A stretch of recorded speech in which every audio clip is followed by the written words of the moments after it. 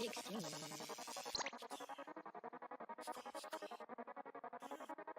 David.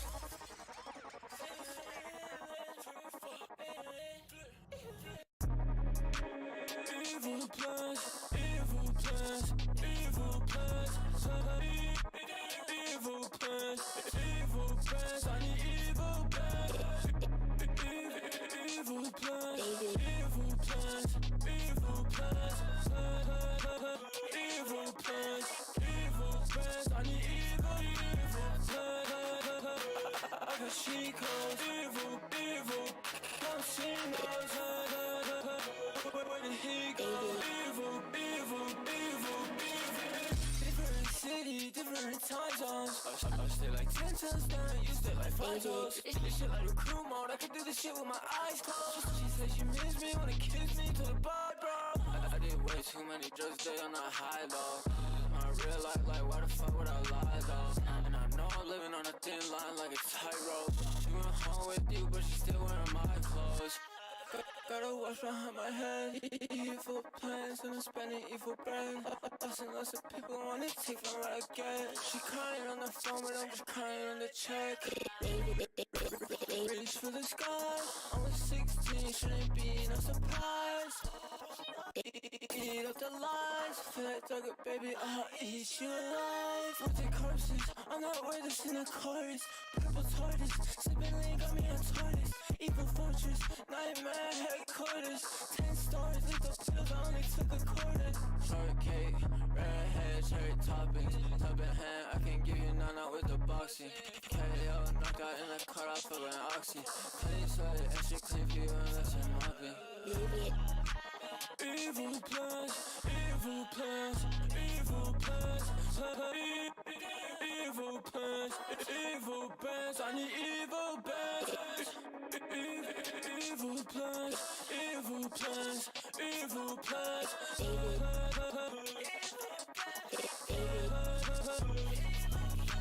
David.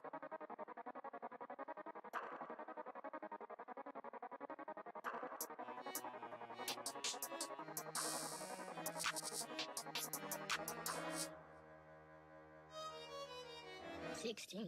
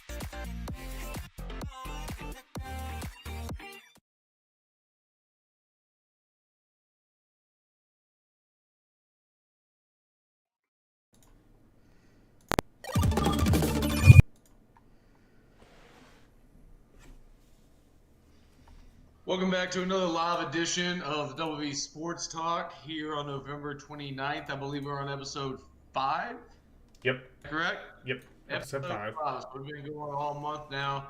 Excited to be here, excited to keep rolling. Um, we are your host. We have Matthew Voles and Brian Voles here, BuckHeels, Volsey, streaming live on Volsey Twitch, BuckHeels Twitch, Facebook at Double V Sports Talk, Double V Sports Talk on YouTube. And you can catch all of the previous episodes there. We appreciate everybody tuning in, joining us for today's episode.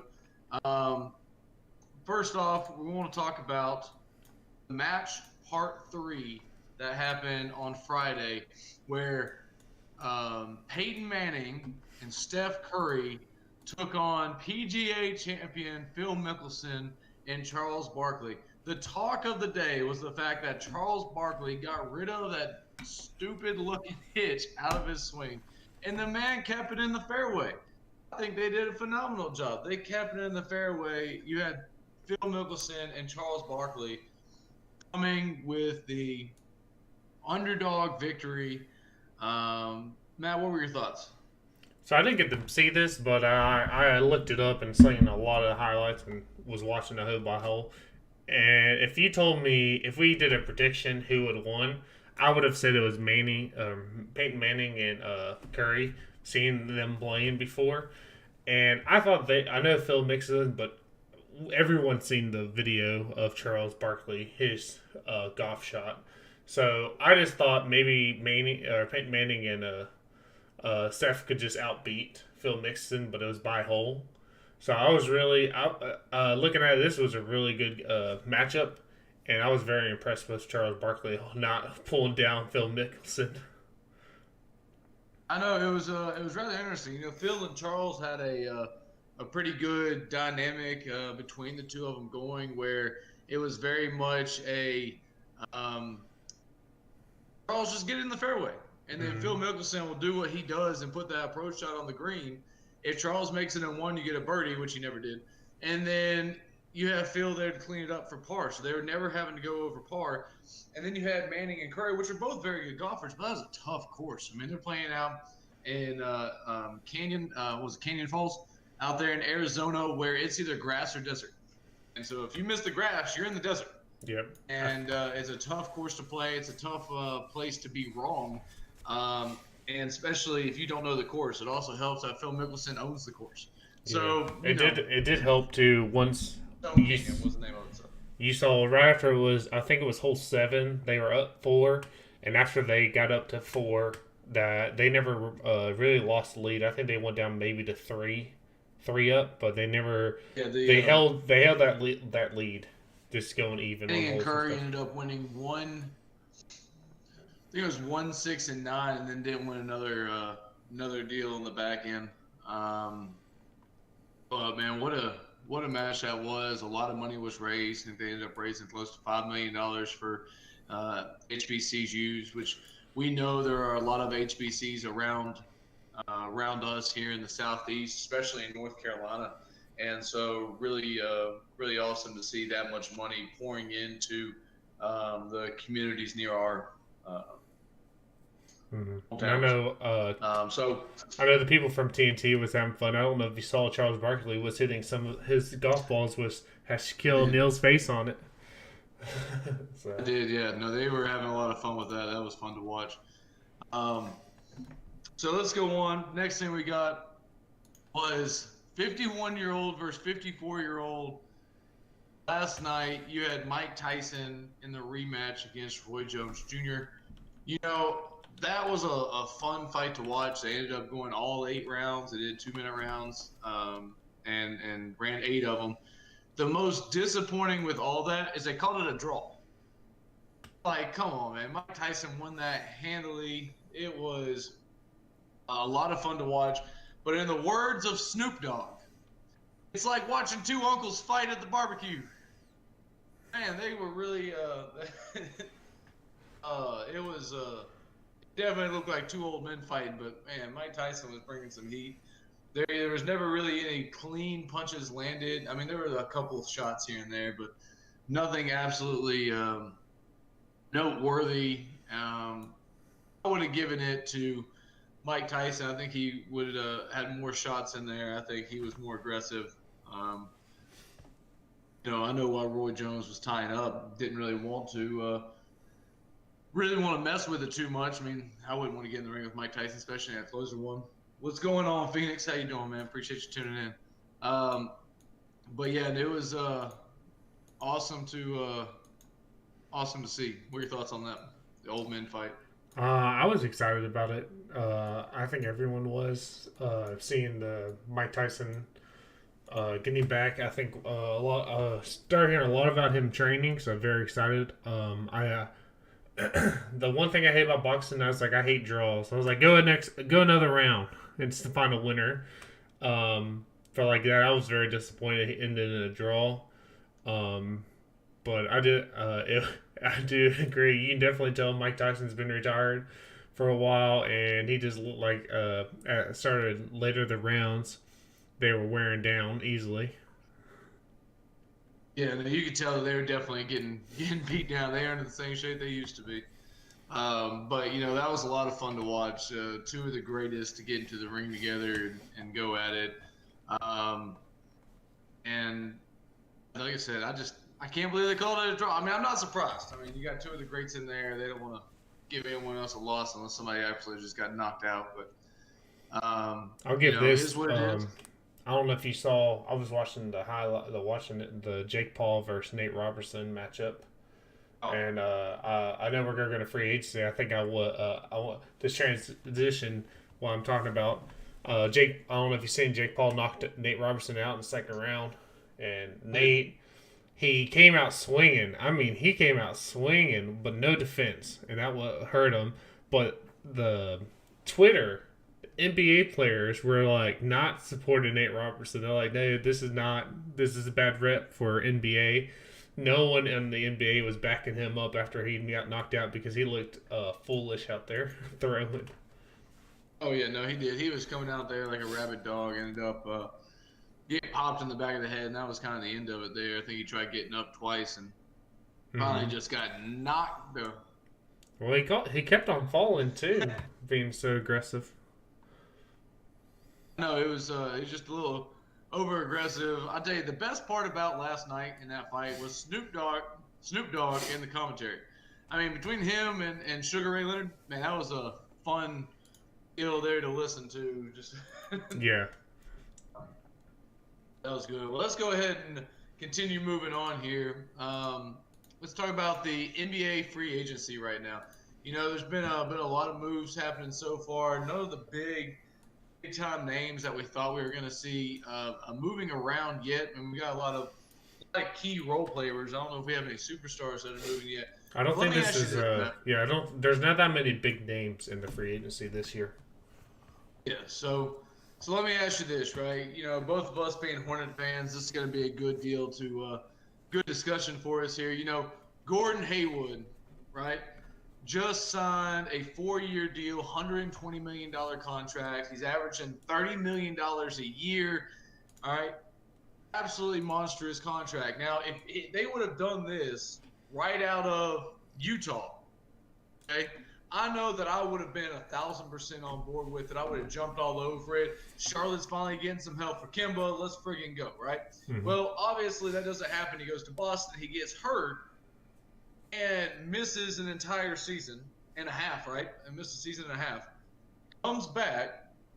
And since then has been averaging closer to 17, 18 points a game. His rebounding's down. Now his minutes are down a little bit too. They also have a lot of help in Boston that they didn't need him on the floor as much. All right. My fear and my question to you is this massive contract to Gordon Hayward just a Nicholas Batum repeat? Because at the time, Nicholas Batum was a big signing. We thought that things were going to be going well. We thought that he was going to be a good player to be able to help Kimba and be able to move forward. Man, all he did was sit there and collect a paycheck. Been waiting for them to get rid of him for a long time. Is this a repeat, or is Gordon Hayward actually going to bring a lot more juice and a lot more talent to Charlotte? From hearing a lot of people talking about this Gordon Hayward, a lot of people are saying the Hornets overpaid him, and I'm hearing that a lot. But I think otherwise. I know he had that massive injury. It was like you said, first game of the season with the Celtics. But the difference I've seen, I was like, if you saw him in the playoffs, he was that spark when he came back. Although they lost to the Heat, he was the spark when he came back. And when he was in Utah, he was the man. He was their go-to. They did have a team oriented, but he was the guy that driven the team. And the biggest thing I compare him and Nicholas was never was that guy, the go-to guy. He was always a second or even a third option. So I think seeing Gordon be that first option, I think it's a lot different than him coming in and trying to be the guy compared to Nicholas was not the guy coming into to Charlotte now being the main focus. And the biggest thing I want to see is how healthy can Gordon Hayward, because like we said, he got hurt in his first year, and then in the playoffs he also got hurt. So can he stay healthy to make an impact with the Hornets? I hope that he can stay healthy enough to do something. I mean, we're both Hornets fans. Would love to be able to see that young electric roster really come to, especially now that they've added Melo Ball to the mix. Devontae Graham is an exciting player. I'm a big fan of Miles Bridges. I just hope it looks like, the majority of their talent is small ball, right? It still didn't address big man down low in the way that I thought would be the most productive. Well, they did draft from Casey Jr. and they drafted another and to get down there, and I think he'll make a good impact. So. And I agree. I just with some of these other names out there, I was a little surprised they didn't try to spend a little bit extra cash getting out of that. I know somebody like Derek Favors is probably out of their price range, but somebody like Serge Ibaka, who ended up signing with the Clippers, could have been a big impact. Even like somebody like Tristan Thompson, who went to Boston. There's other guys that I thought had a chance of being able to help them down low.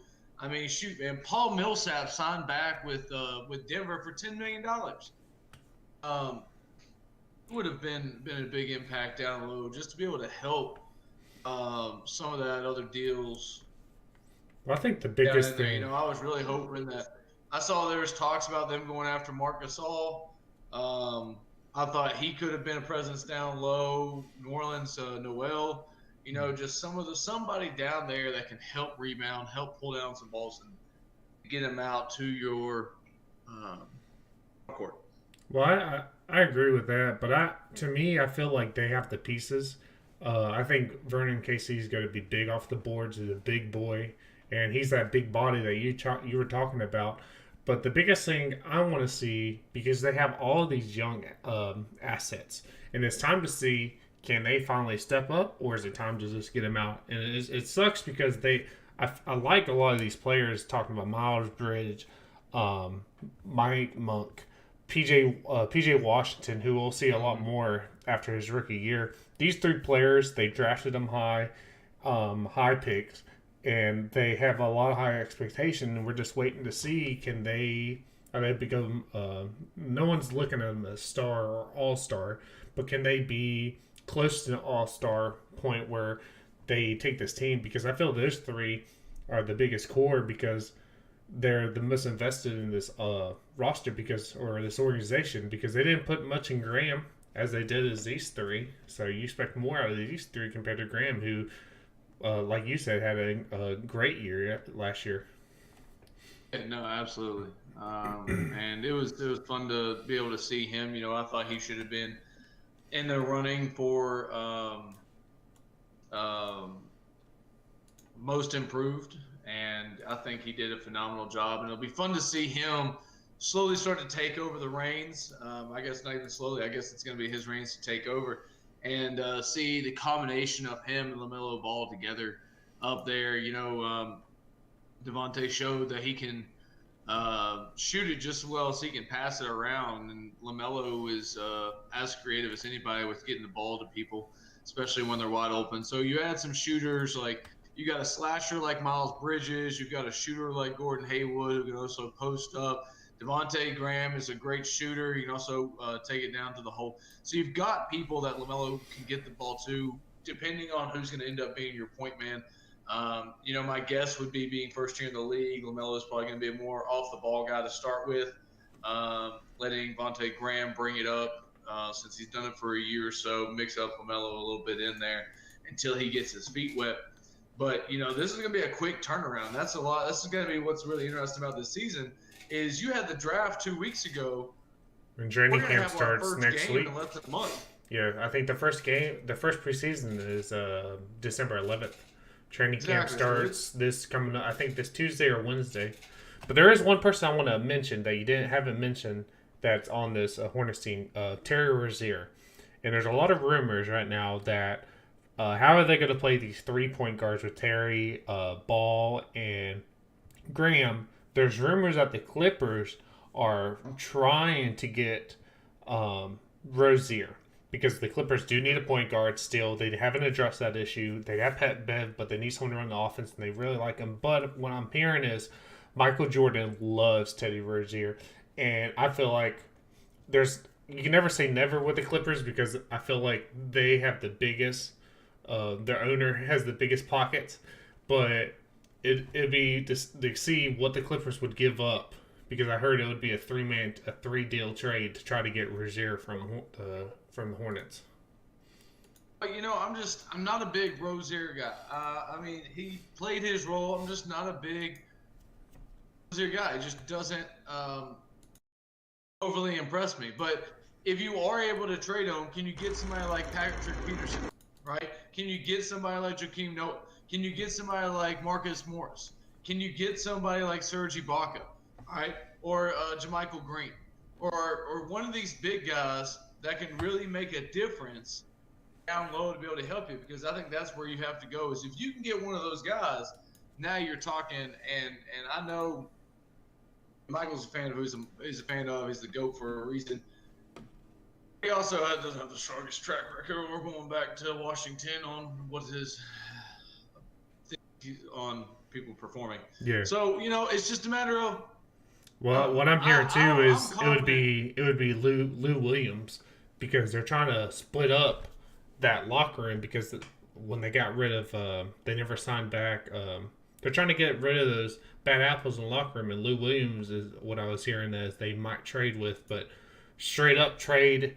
The money doesn't match up. I think one make $8 million, the other one's 18, so the money doesn't match up. So and the other thing is, I don't think Michael Jordan wants. Lou Williams over Terry Rozier, so it have to be a bigger package coming back to Charlotte, I think, for Terry to leave. I don't necessarily want to see Lou Williams on that team either. Mm-hmm. But I don't think he fits into what they need. Like I said, if you're going to end up trading Rozier for somebody, you got to trade for a big man. You got enough help in the small ball area. You need a big man to get down there and really try to force some rebounds and force some hands and be able to make some moves. Mm-hmm. But it'll be interesting to see. The other thing is, do you think that Brandon Ingram is worth all that money that ended up coming up? They are paying this man, right? 5 years, $158 million. You're giving this man $160 million for 5 years? Guaranteed, too, because NBA is all guaranteed money. Don't get me wrong. The dude balled out for you last year. But is that enough to pay the man that much friggin' money? Shit. If I win 3 rounds of checkers, does that mean you're going to end up paying me $6,000 to do it again? Mm-mm. Damn. I think they're paying them. That's the thing. 2 things why they're paying them this much money. Who else did they go give it to? Because they're so young.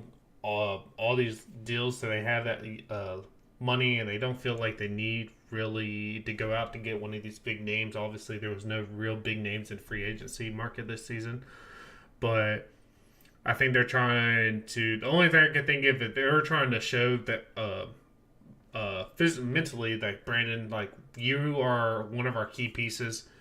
We believe in you and try to get him because I know when there was rumors about him be moved around when he was in LA 2 years ago, it really started hurting his game. His game kind of fallen off because he started hearing there's rumors that he might get moved. So for me, I feel like it's the Pelicans trying to say, "Hey, we believe in you. You're going to take us to this next step with Zion, and we're going to pay you because we know you're our guy." So did he deserve it?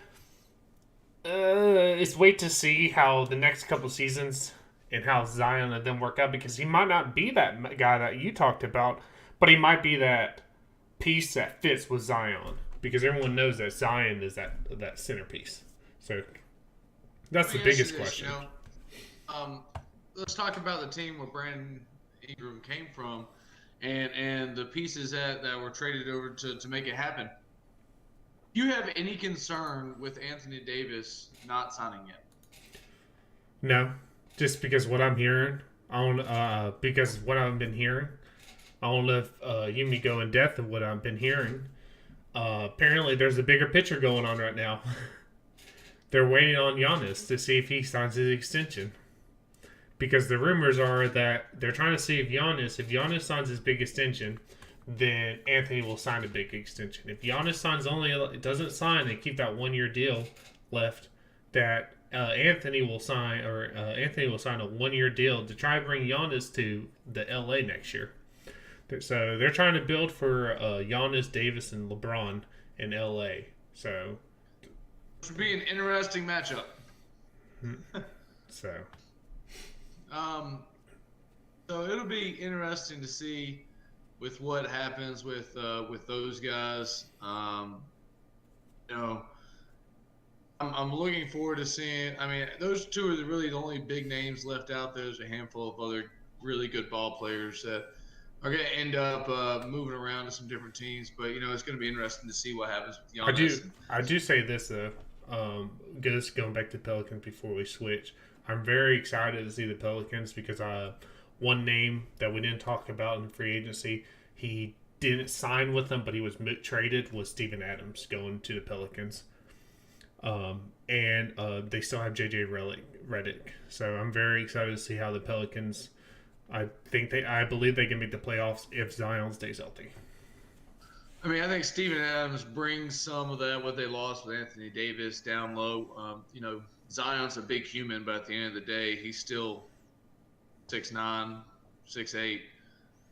If that, I think he's a little bit short. He may be shorter than that. But and Brandon Ingram isn't a guy that's going to go take command down below the basket to go get some balls and whatnot. So, getting another big man down there to be able to help, and Steven Adams is athletic and can run the floor, was definitely a big pickup for them. So it will be interesting to see. This is J.J. Redick's first year without making the playoffs, so I know he's probably fired up about that and ready to get going. Mm-hmm. But let's get into some of the college action that we had over Thanksgiving break. Let's start off with the game on Friday night. At number 2 Notre Dame going in at Keenan Memorial Stadium, taking on the number 25 North Carolina Tar Heels in a game that started off extremely tight and extremely close. I mean, we had a 17-17 half before Notre Dame scoring a touchdown in the third, held there for a little bit before finally getting the touchdown to seal it in the fourth. Matt, what are your thoughts on this game? First half, great. Fantastic. Carolina did what they wanted to. But second half was a different story. It's like, I don't know. I'm going to take more credit that Notre Dame really came out and their game plan was to pressure Sam and get back to pounding the ball. And Carolina's defense in the second half still, even though they give up 14 points, I thought they played really good. They had once in a while, they did force 3 and out. But it was just North Carolina. So you saw Sam how uncomfortable he was back there because Notre Dame was getting that pressure on him and got a couple sacks.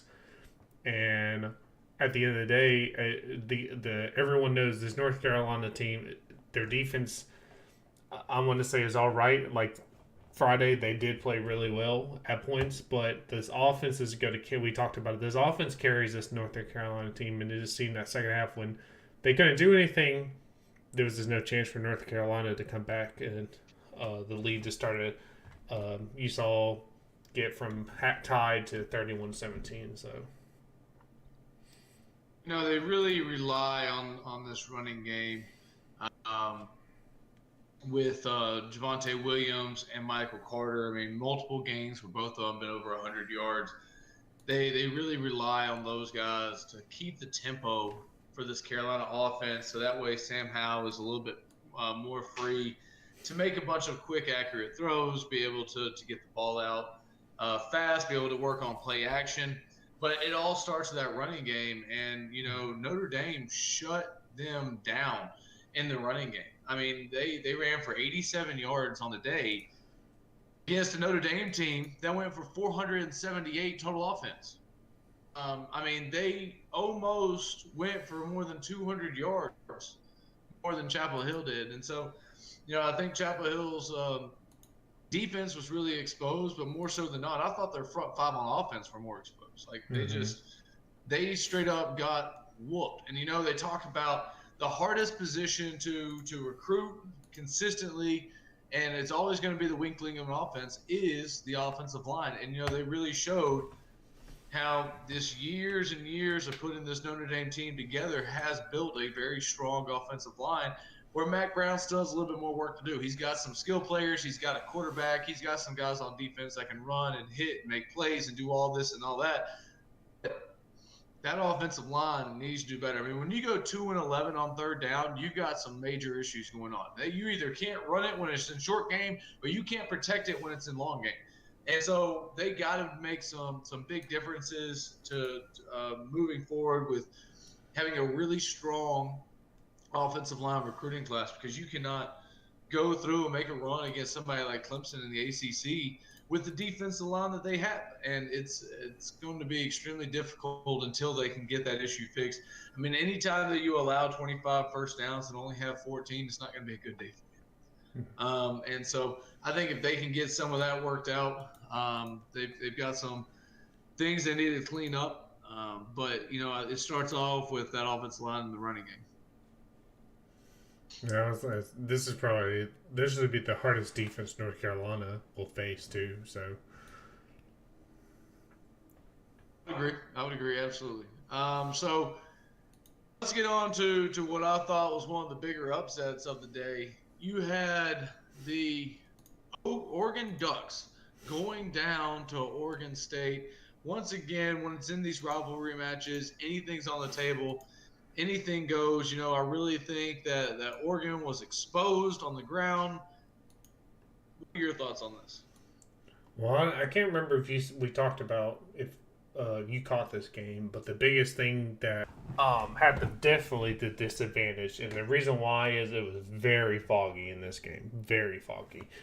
They had trouble. The camera guys got faked out a couple times, and they were having trouble seeing the ball, and it was hard to watch it a little bit. So it made it more of a pound and ground, and that's what Oregon State, I know they wanted, and they did. They took the possession by, I think it was 11 minutes. They held on to the game. But everyone knows Oregon, they have had a history. They're explosive passing the ball. And what did Oregon State do? Oregon State, they pound the ball with Jefferson running for almost, 226 yards? And they just every time I seen it, Jefferson was running the ball, making big plays that averaging over 7 yards. So I think that fog was a huge factor. But when your offense is on the field running, I think 20 plus more plays, and you're holding that Oregon offense from forcing them every time they go out and have to go and score. It's very stressful on an offense to go out every time knowing that you need to go out there and score, because Oregon State just took a drive for 6-7 minutes and end up putting points. Now you need to go put points because now you're down by 10. And it's one of those things where I'm 100% with you. I think the Oregon defense was exposed to that Oregon State running attack, but here's the other thing, right? It's not like Oregon State just ran the ball the whole time. They still put it in the air 37 times. Mm-hmm. And so here's what I think the biggest difference was. Oregon State had 0 turnovers. They didn't turn the ball over a single time. But Oregon threw 2 picks and lost a fumble. Right? In a close game, you're talking a 3-point game, and they turned the ball over 3 times to their 0? I mean, that's 3 possessions you give away and 3 opportunities to kick a field goal just to tie it. And I think that was the biggest difference here is that even though Oregon State put it in the air 37 times, they had a consistent enough running attack where they never had to launch it downfield. I mean, I think they averaged like 7 yards per completion or something like that because all they needed was dink and dodge. Oh, you get backed up, it's a 3rd and 6, 3rd and 5. Let me just get that 7 yards to get the first down. Whereas, Oregon had to take some shots, especially as it got a little bit later. They were trying to make that push. But, credit to Oregon State for putting up 22 points in the 4th quarter. Unbelievable. That's what I was surprising. I know they were down 22, but Trishan, the Oregon State quarterback, he didn't really look good. It was that running game that kept him, and that was that 4th quarter. 4th quarter, he finally just turned it on throwing the ball, but before that, it was that running game that kept them in this game the whole time. So. Absolutely. What other games do you want to talk about here, Matt? I can't remember. I was I caught a little bit of it. I know you didn't. The Indiana. We can go talk Indiana game versus Maryland. I know Indiana ended up winning that 27-11, but the whole first half it was a very close game. I think it'll end up being 7-3, and I know we talked about Indiana last week, how they looked against Ohio State, but this Indiana game, it looked like it was still struggling for some Ohio State. I don't know if you've seen Penix's number. I have him right here. He went 6 for 19, 84 yards with 0 touchdowns, 0 picks. I mean, you throw a historical game against Ohio State and then come against Maryland and you can't even get 10 completions.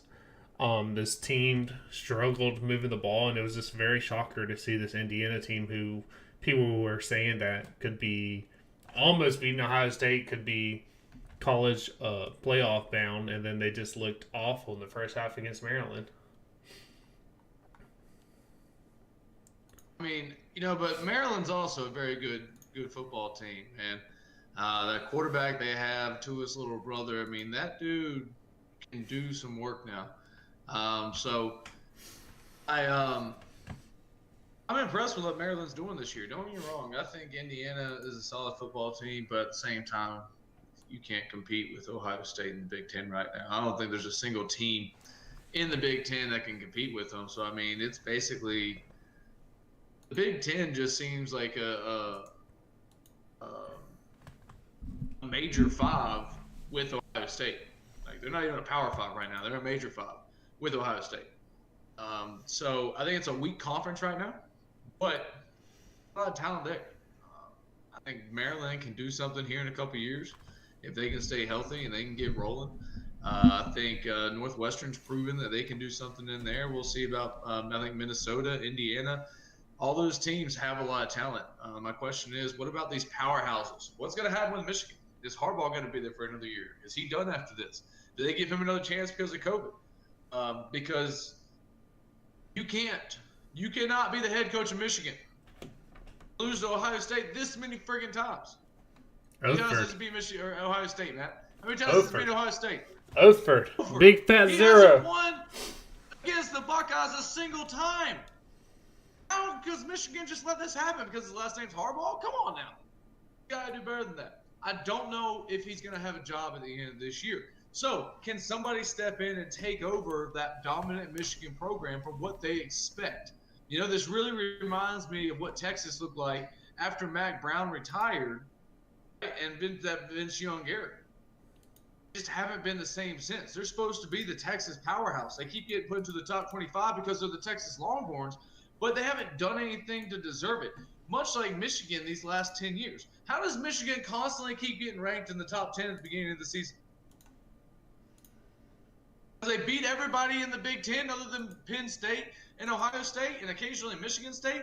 Like I told, it's a weak conference. It's a weak conference. Ohio State is going to dominate every single person they see as long as they take them seriously. Don't get me wrong, Indiana was a good team, but at the same time, Ohio State didn't show up to play. Ohio State will dominate every team in this conference because it is such a weak conference compared to the level of play they are. It's very much like Clemson in the ACC.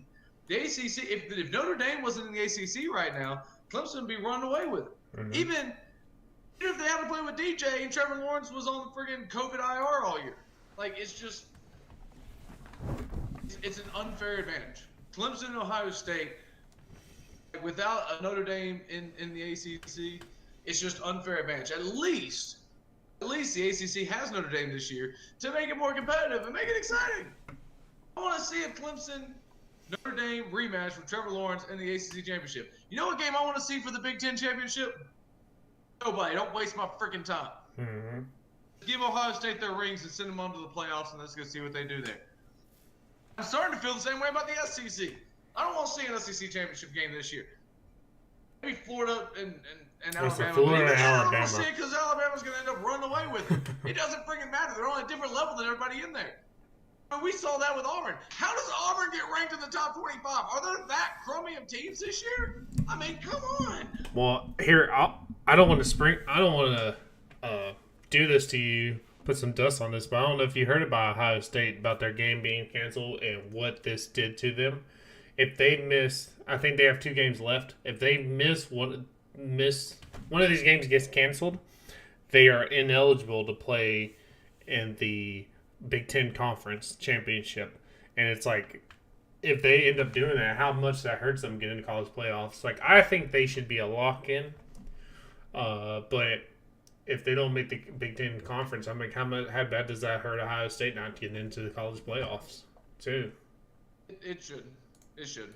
The Big Ten Championship, like, just needs to be handed to them. I mean, don't get me wrong. The best chance that anybody has of beating Ohio State in the Big Ten right now is Wisconsin. They have the best chance at it because they have that power running game that they can just ram it down your throat. But I don't think they can only keep it close. Then they fell off. Mm-hmm. I mean, they couldn't even beat Northwestern. And so they don't even need to play another game this year. Just put them in the playoffs. Come on. I don't care. Well, we'll find out who the best because we got Alabama, Clemson, Notre Dame, and Ohio State in the playoffs, and let's just figure it out. We don't even need a rest of the season. I don't care what happens in the rest of the ACC. Give me those 4 teams. Friggin' the dogs can't figure it out. Leave them over there on the side. You got my 4 teams for the playoffs. Let's go roll. Let's go see what happens. Just put Clemson on one side and Notre Dame on the other side. So I don't have to see them until the national championship. Please, for the love of God, put like a Notre Dame Alabama game and then another Clemson Ohio State rematch. Tell me so I can just have my Clemson Alabama rematch for the 28th time in 7 years. Come on. Mm-hmm. Well, you pick some games for next week. I know you want to talk about a little bit of the Alabama at LSU. What do you want to talk about other than this just being a shellacking Alabama? I don't care if Nick Saban's there or not. He doesn't need to be there. This is a well-oiled machine. All they got to do is show up and sneeze twice, and they got a 28-point lead. Yeah. Well, I want to see, because this is always a very, like, it's not like the Iron Bowl we saw. The biggest difference from this one is LSU has talent, and it's one you're going against a big game. I want to see LSU actually coming out and compete, because at the end of the day, when you look at these recruiting classes, they're very even. I will give Alabama the slight edge, but I want to see how they do. This would be their hardest team. It's more of a, when we talk about LSU, we're not talking about them this year. No one's talking about this year, but whatever they do, you're talking about it rebuilding next year.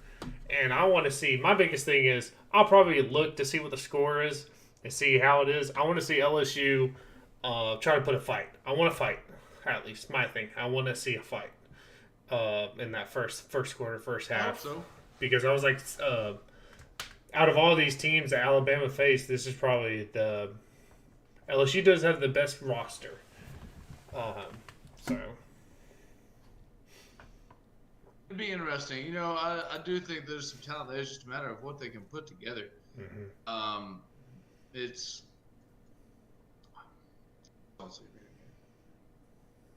Alabama can only bring 40 people to the game, and they're going to dominate. So let's go on to Billy Napier at Louisiana heading up to the Rock to take on App State. You know, this has been for the last couple of years basically the Sun Belt Championship, and for the first year in 3 or 4, you know, it's not going to be that. I mean, because you have Coastal Carolina just absolutely dominating the party. We thought this was going to be an undefeated Liberty going against an undefeated Coastal Carolina. Liberty almost had NC State, but you know, this will be a good game. The Louisiana Ohio App State is always a great matchup. What are your thoughts here, Matt? I do say this: App is 8-0 all time against them, Louisiana, but it's it's a very good matchup. Both these teams do look different. There's a lot of these seniors have left, but like I said, I think both of them are a one-loss team, and everyone's looking at these two quarterbacks. Both of their losses came to Coastal. Yep, and that's what the biggest thing is. I think because Louisiana is on the west, so they don't have to worry about Coastal until they get to the Sun Belt Championship. Now, App's waiting on Coastal to get knocked off. I think they need 2 losses for even App to get into it, since they have the tiebreaker. But I'm looking at these 2 quarterbacks with Lewis and Thomas. They have both have turned the ball over consecutively. So I'm looking to see if App can keep their streak of 9-0 now. And I'm looking at these offenses because everyone knows both of these offenses are very they can drop points on you. So I'm gonna look at Louisiana's got a quarterback that can really move around well, but I think the strength of Louisiana is that power running game they got. I mean, you saw that against Coastal where they started to pull away there near the end before Coastal ended up coming away with a big victory. They've got the you saw it against Georgia State when they went to overtime with them early on. They just wore down that Georgia State defense with those big, strong backs they have. Their quarterback can move around in the pocket. He doesn't have a great arm, but he does enough for what they need him to do. And he just keeps you on your toes by moving around enough and always threatening to get downfield. I mean, he's an athletic guy. Of course, Zach Thomas is a phenomenal quarterback back there, and it's a lot of fun to see. He struggled against Coastal Carolina, but, you know, so has everybody else that's played this year. I just said the biggest App has lost 2 games. You take out the Coastal game, the other loss, and I did watch this, was Marshall. And yes, that was early in the year. And I think if Louisiana, and I agree, Louisiana has a great running game, and I think they could do what Marshall did to them. It was a very ugly game. I think 17-7 was it. But the biggest things when I watched that game, the 2 takeaways was Marshall got pressure on Thomas and made him uncomfortable, and you could just see he was so uncomfortable. He had the defense in his face all game. And the other thing was Marshall was able to run the ball and pound this App defensive team. And I think Louisiana can do what Marshall did. They can also pound the ball and get after this App defense. Absolutely. You know, this going on to the this same conference, you know, looking at Liberty and Coastal Carolina, both of them were undefeated just not too long ago for Liberty. Dropped a close one to NC State, which NC State has a really good football team right now. And, you know, that was a lot of fun to watch, was hoping to be able to see them come both into undefeated here. But at the same time, I think it's going to be a lot of fun. You have a quarterback that's been pretty much everywhere. I mean, he started off at Auburn and then went JUCO there for Liberty. And then you have a freshman over at Coastal Carolina who's been doing some amazing things with Jamie Chadwell in that offense.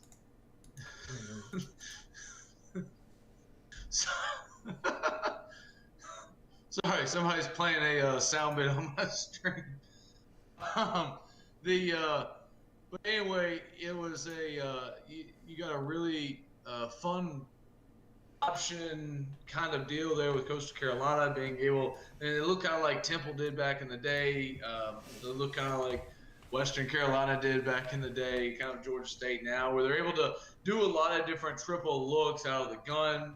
They get back there in 20 personnel, mix in a little 21 personnel, have a lot of fun with it. And it's really hard to keep track of everybody back there that's running around. You got a lot of options you got to get the ball to because you have a running back, quarterback, a pitch guy, and then guess what? They added in a fourth phase because they got RPO action in it too. So you've got to take care of the short passing game. You got to take care of the downhill running game. You got to take care of the quarterback running game, and you got to take care of a pitch phase. And that's just one of the elements of their offensive attack that they have. They do a lot of good things with the running backs coming out of the backfield. That's really hard to defend. One of my favorite deals that they do is they get into a split back look. They flare one of them out to the flats. They send the other one up the hash. And it's really hard to deal with as a defense when you go to having two guys on one side to having four guys you got to cover on one side. So when you can flood half of the field when you were expecting two with four guys, it makes things really tough. And then you add in all the option elements out of that. So you got to defend a traditional offense with the option in there as well. Like it's not easy to do. Mm-hmm. So let's go on. Let's talk about the games that were played on Thursday night there in the NFL. It was a lot of fun to be able to have some football on Thursday night, even though we know the best game of the night was delayed. So the Texans and the Lions. Now, what were your thoughts on this game? At first I was just like, what is this? This is just people turning over the ball, I think. At first, it was just like more of a defensive game. We saw, was it a fumble? It's like, who has the ball? There was a pick six. It was a pick six. Started off with J.J. Watt getting a pick six and taking it to the house. Then they come back out and fumble the very next possession. Mm-hmm. I remember because we were home at parents watching the game, and Dad walked out. And then they had a fumble return, and they got to get it down. And then Texans scored, and Dad was like, "Wait, I thought Lions had the ball." They're like, "They did. They just turned the ball over again." So, but this Houston team, I don't think they'll make the playoffs. But I was very with Bill O'Brien out of this organization. This team looks better. They still have a lot of issues on this team. But I was very happy to see. It sucks because Deshaun Watson, if this team was playing like this, he would be considered an MVP candidate. But this Detroit team, they fired their head coach and GM, so I didn't see Lions having a chance in this game. They just lost to Carolina 20-0 in a shutout. First, the backup quarterback now coming against Deshaun Watson. I didn't see much going into it. I did like the Lions were able to run the ball, but you're not going to beat Houston running the ball, trying to contain because you have Deshaun Watson on the other side, one of the most explosive quarterbacks, younger quarterbacks right now. I really hate to see Matt Patricia losing his job. It was to be expected with the way this Lions team has played under him. It's been expected. The GM over there, I don't think it's given him a whole lot of help and a whole lot of pieces. And it's really because I'm a big Patricia fan, but he hasn't done anything as a head coach. And so I mean, him taking that Lions job was his way of getting a head coaching job. But I just don't know if that was the smartest thing on his part, being the rocket engineer that he is. But, he'll get another shot. He'll end up being he'll go back as a defense coordinator. I'd almost guarantee it. And go back to doing what he does well, and that's scheming up offenses and giving people a hell of a time trying to defend all that. But hate to see him lose his job over, but I guess that's what happens when you end up losing to a one-year coach and a no coach. He might be. It might be one of those situations like Vic. He might not be head coach. It might not be his thing. He might just be a really good defense coordinator and go back to his strengths. So maybe the head coaching Absolutely. job. I mean, I know it is Detroit. What I feel like he should get another go at another. It's just very hard to win in Detroit. When was the last time they were in the playoffs winning? Um, but the biggest the You have two players who are arguably the greatest players in their prime yep leave because they got tired of losing. yep You have Barry Sanders, who, in my opinion, is the best running back of all time.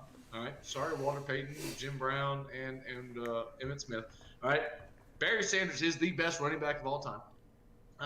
Bo Jackson is a close second. I don't care how long he was in the league. But you also have Megatron, Calvin Johnson. I mean, that dude, one of the best receivers to ever play the game.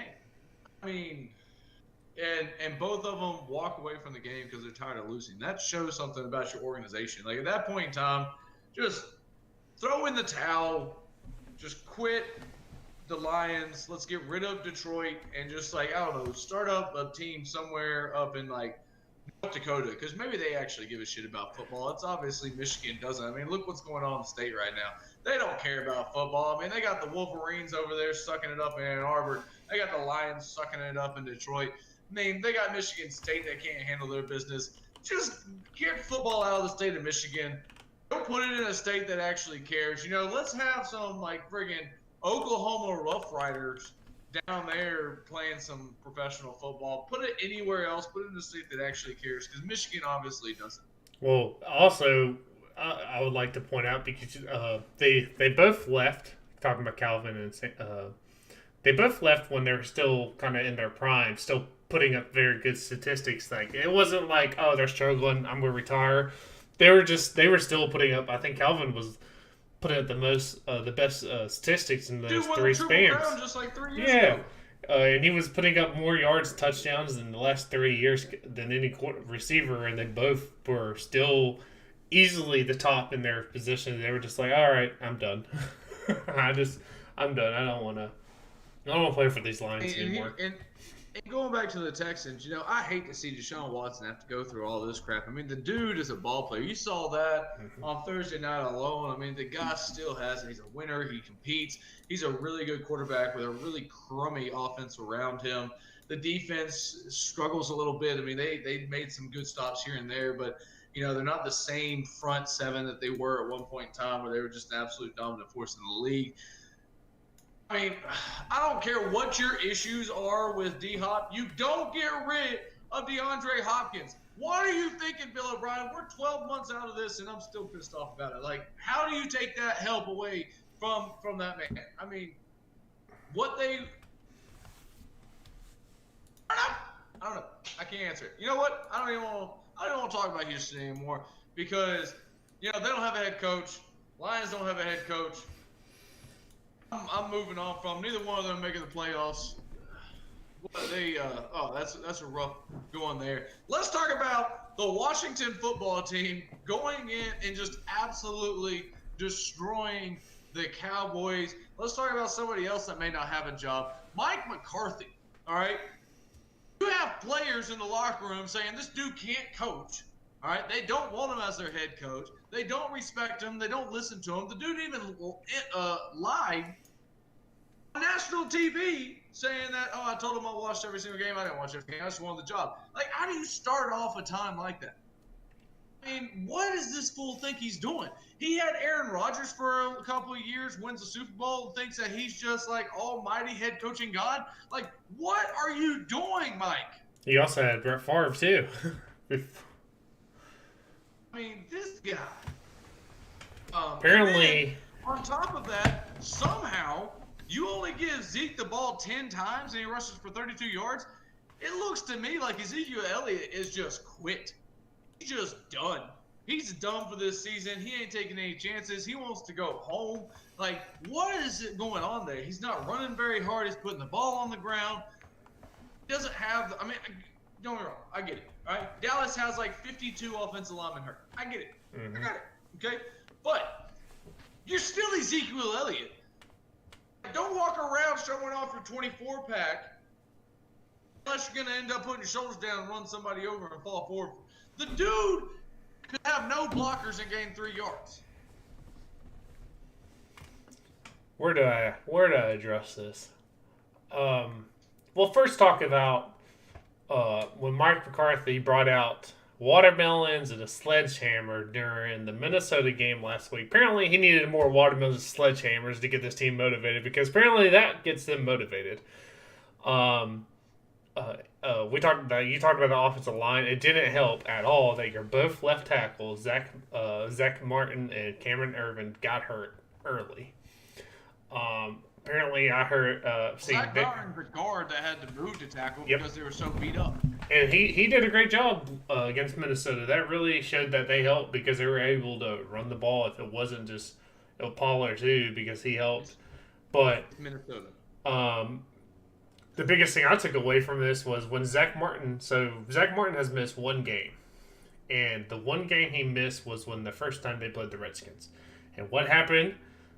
This defensive line just destroyed Andy Dalton. And in the second half, when it was word that Zach Martin wasn't coming back, this defensive line with Chase Young got after Andy Dalton. Andy Dalton looked. I don't know if you've seen the expression. He looked furious, and I would too. Getting beaten, play after play. Every time you're dropping back, you're getting hit.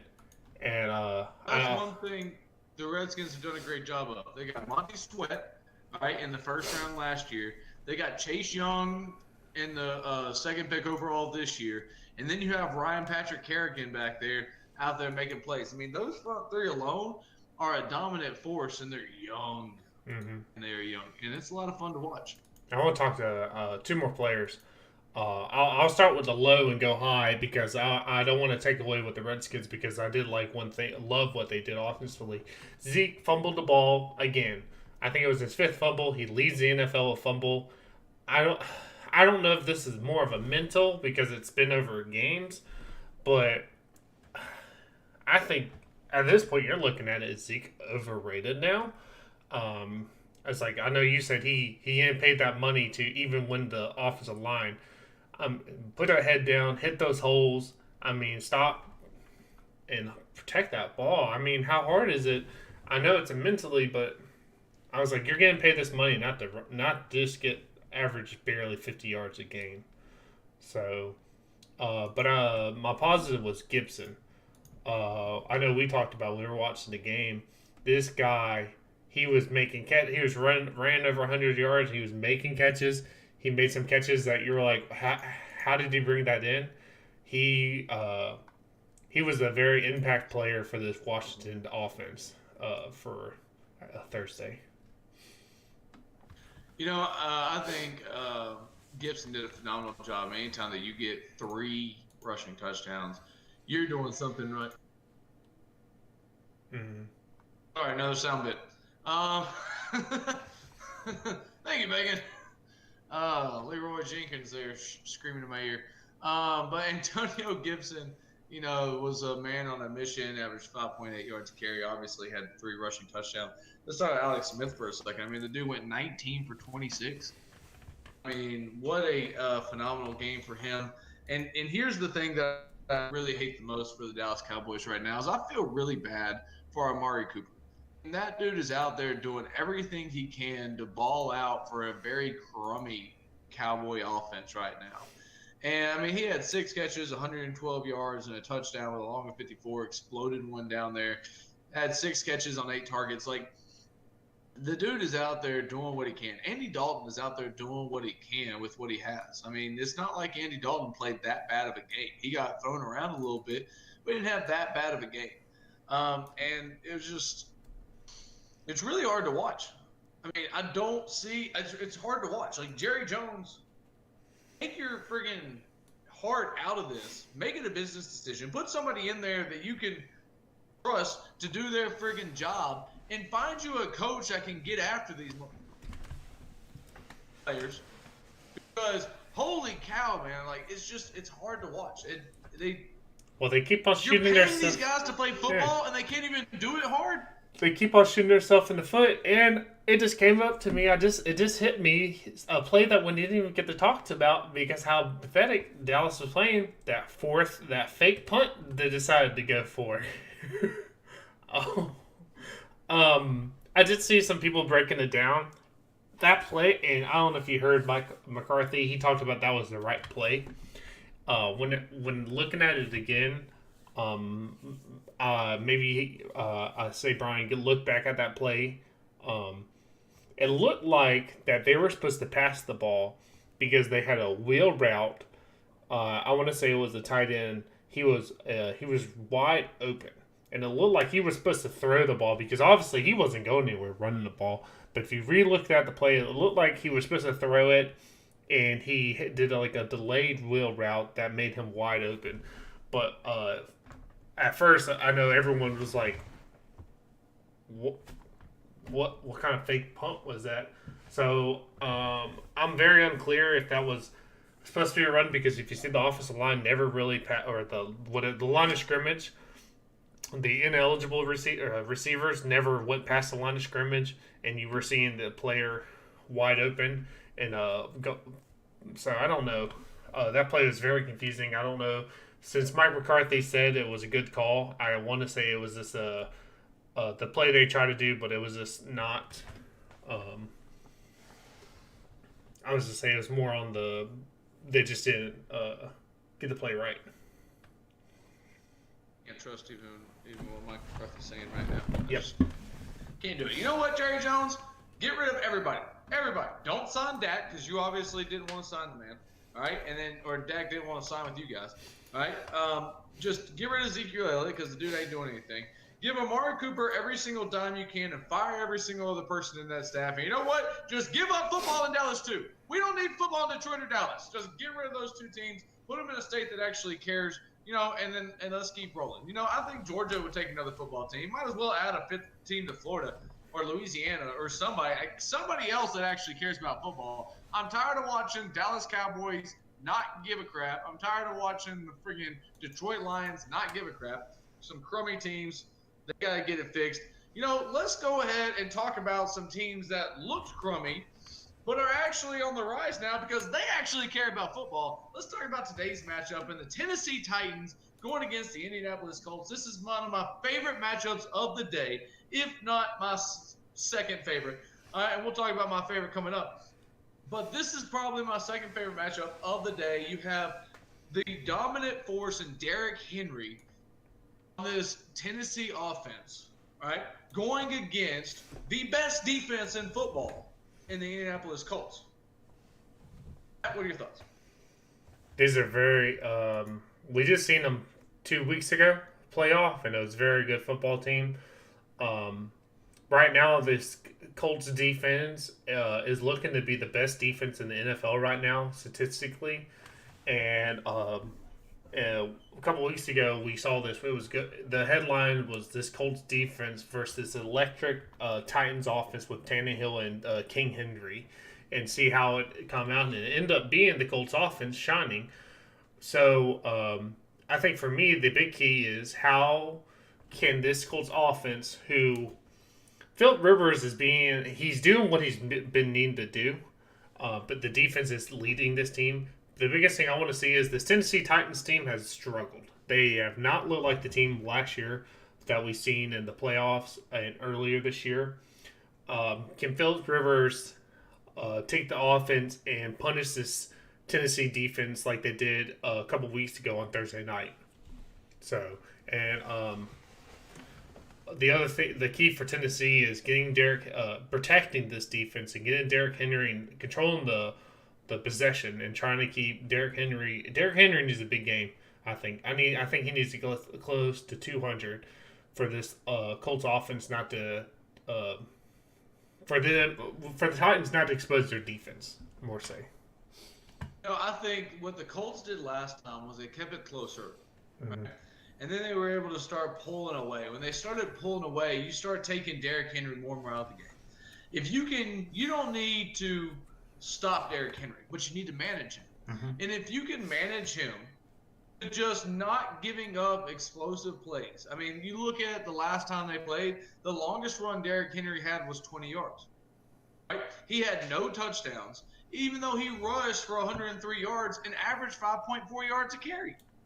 But they managed him. They got him on the ground. They started pulling away.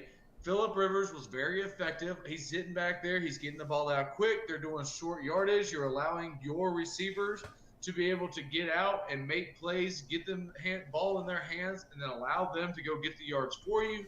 They do a lot of things like that with a fairly decent running game, right? Here's where the Titans get into trouble, is when you manage Derrick Henry. You get down by 2 scores in the fourth, and now you're relying on Ron Tannehill to sit behind an offensive line that's not meant to pass protect for a long distance of time. Now, he's got some receivers he can get the ball to, and Corey Davis and A.J. Brown. But even A.J. Brown dropped a wide-open ball in the last time that they played each other that would have taken the lead. And so I think it's going to be a really good matchup. It's going to be curious to see if the Colts can do what they did in the last matchup and just manage Derrick Henry. You don't have to stop him, but can you manage him and not let him just run wild and free on you like he did in the playoffs? Mm-hmm. So, the next game we got coming up here is the Carolina Panthers coming off that big win against the Detroit Lions, if you call that a big win. But it was awesome to see. You got Teddy Bridgewater coming back today. Christian McCaffrey still ruled out. Going against the Minnesota Vikings, coming off their loss to the Cowboys. What are your thoughts here with this matchup? I like it, and there's rumors that Russell Okung, he'll be back. So him back in the left tackle spot also helps. I think him is more for the run game, I want to say, because the Minnesota's pass, they don't really get after the quarterbacks. So I like the matchup for the Carolina Panthers offense versus Minnesota defense. The biggest thing I want to see is Carolina using these Samuels, DJ Moore, and Robert Anderson versus these rookie corners. I'm going to see a lot of Minnesota is probably going to play a lot of zone, but if Carolina can run out of it and force the Minnesota to get into this man-to-man, I want to see Carolina take advantage of these rookies because they've been exposed before. The biggest thing for Carolina is the run defense. Devin Cook is going to be the biggest threat for Carolina. If Carolina can hold Dalvin Cook, just hold him, I think contain them and not letting them get to that play action with Kirk Cousins, because that's where the Vikings want to get into. I think their chances are good. I did see the Vikings will be missing their not Jefferson's, but Adam Thielen is out for today. So just you're not going to stop him. Just be able to not let him get those big plays to open up the play action, because that's where the Minnesota thrives the most. So. Yeah, no, Minnesota lives and dies by the run game, and if Dalvin Cook is rolling like he can, it is going to be a long day for a Panthers defense that has really struggled against the run. I mean, they have not been able to hold opponents on the ground game at all. I mean, and just looking at the last couple games for Dalvin Cook, I mean, and this is what's scary to me, is he ran for 163 yards and 3 touchdowns against the Packers. He ran for 206 yards and 2 touchdowns against the Lions. Ran for 96 yards against the Bears, and then 115 yards in the score against the Cowboys. And that's not even bringing up the 13 catches he had in those games. The dude has been on a tear, right, since they lost to the Falcons, and they've won 3 out of 4 of them. Right? When he is going, this is a very good team, and they are hard to beat. They're extremely hard to beat. The only game that he's rushed for more than 100 yards, and they've lost, the only 2 games are the Titans and the Cowboys. And if he can get going, it's going to be a long day for the Carolina Panthers. Especially, I'm loving what Justin Jefferson's doing. I think he's one of the best rookie receivers. Don't get me wrong, this was an extremely strong class. I mean, we see what CeeDee Lamb's doing. We see what all these other guys are doing. But seeing what he's doing as a direct impact in a running heavy offense like they have in Minnesota, it has been awesome to see. And I think it's going to be a tough matchup for the Panthers.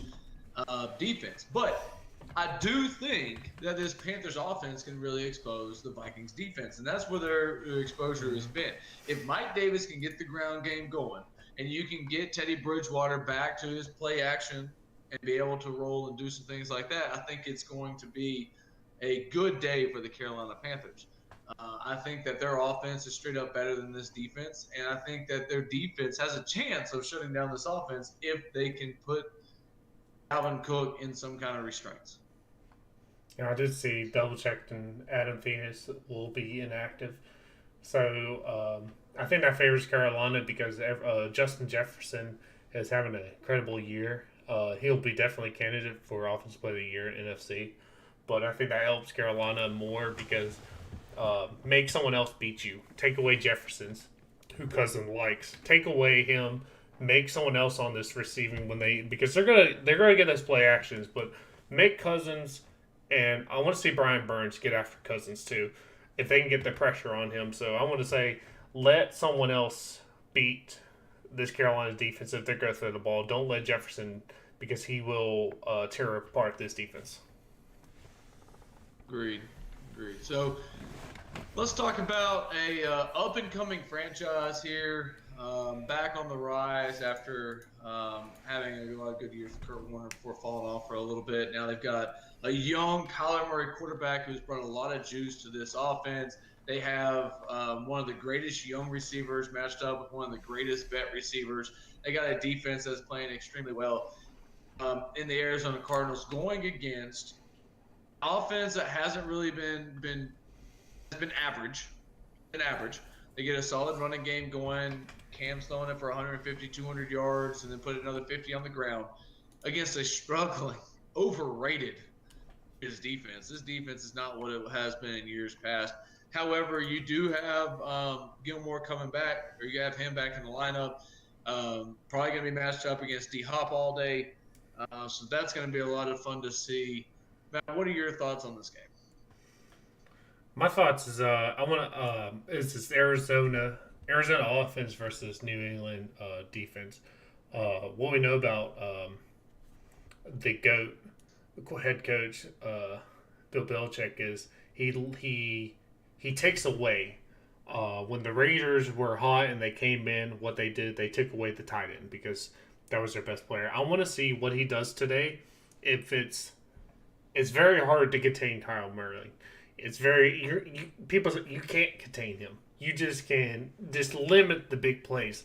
So I want to see how they attack this offense. If they're going to try to attack Kyle Murray, or they're going to say, "Hey, we're going to take Hopkins away, and we're going to force you to beat us with using someone else." So I'm very that's for me the biggest thing. I want to see how New England comes in this game because we saw. Although it was a very rainy game, how they took Lamar Jackson and they beat them. But the difference from this Cardinals team this year and the Ravens team, the Cardinals can throw the ball. They have the running game, but they can also throw the ball. So I want to see how they attack Murray today. It's going to be interesting. And the thing is that when a lot of people, there's been two different ways that people have attacked Murray. And it's the exact opposite. They either blitz the crap out of him and hope that he makes a dumb decision. But granted, if he uses his feet, it's never a dumb decision.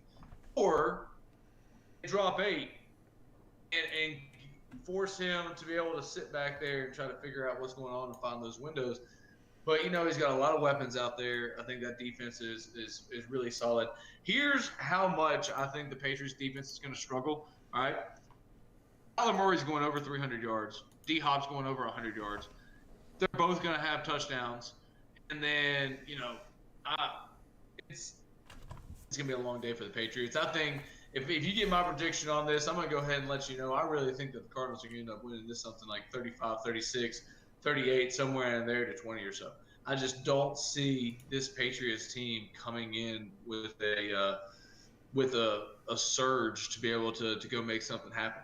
I don't think they have the pieces on offense right now they're good enough to win some games, but they can't. I don't think they can handle this Cardinals offense. And as Fox Bet has Arizona only a 1.5 point favorites. So they're expecting a very close game.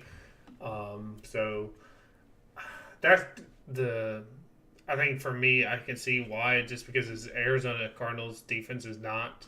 They're not the best, but I think they're putting a lot in that bill that Murray might be taken away or have an off game that they could get to him and affect him. So I think that's the biggest thing. And Murray has a above average to great.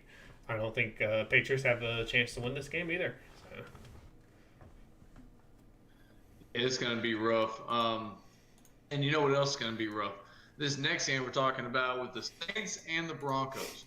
All right? This news coming out of Denver right now that they have 4 quarterbacks who can't play in this game. You got Drew Lock, you got Brett Thigpen, you got Blake Bortles, and Jeff Driscoll, who are all on the COVID list. Who's going to play quarterback for this freaking Broncos team? So I want to jump in here because I have your answer. Because Adam Scheffler.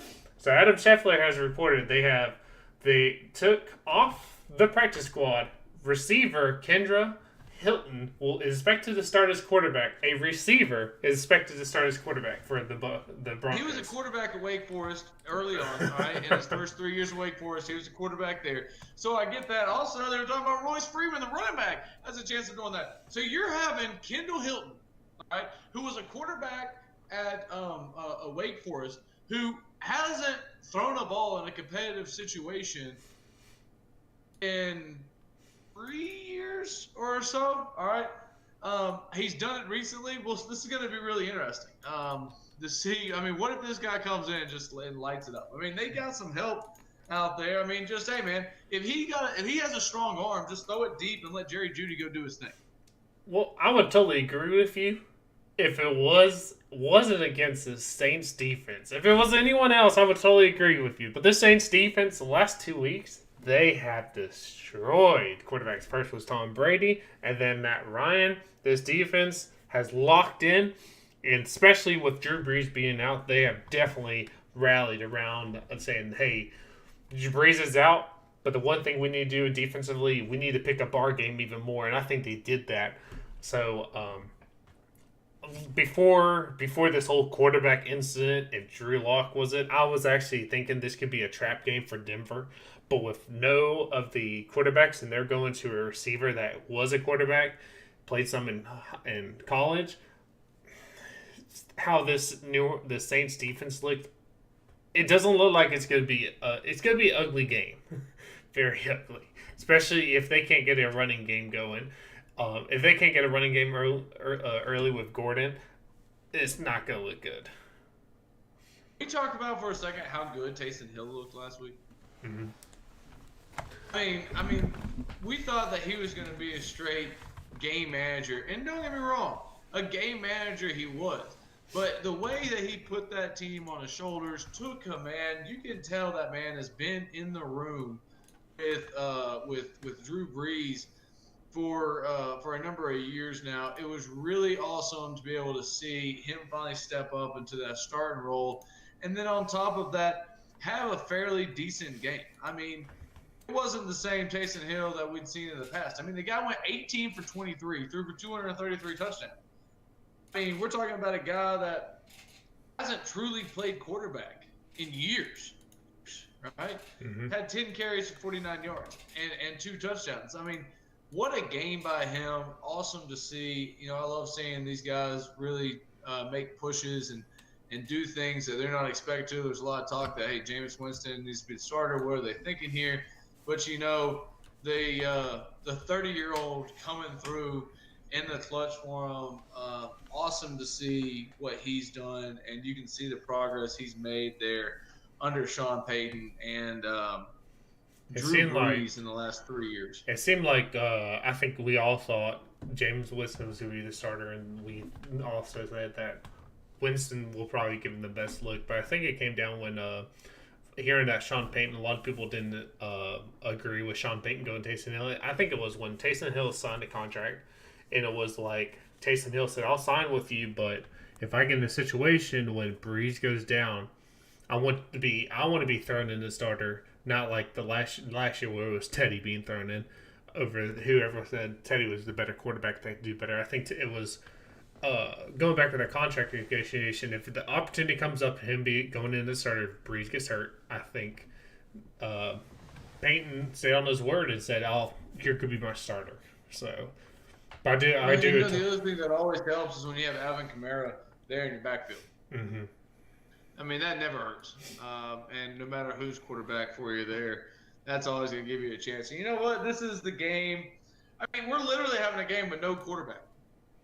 Yeah. Really, on neither team. I love Taysom Hill, but he's not a quarterback.